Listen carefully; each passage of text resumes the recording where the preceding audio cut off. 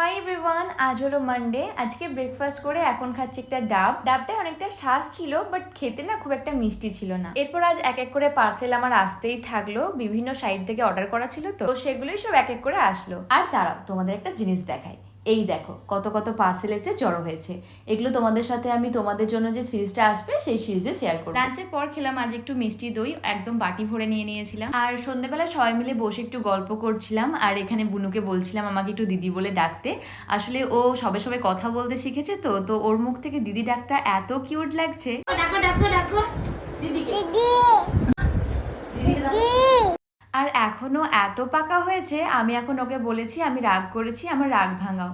তো ও আমার কোলে উঠে আমাকে হামি দিয়ে ও এখন আমার রাগ ভাঙাচ্ছে। দেখো কাণ্ড। খাবো না। কি মিষ্টি তো, আমার রাগ ভেঙে গেল তো। বন্ধু বলি রাগ ভেঙে গেল আমার।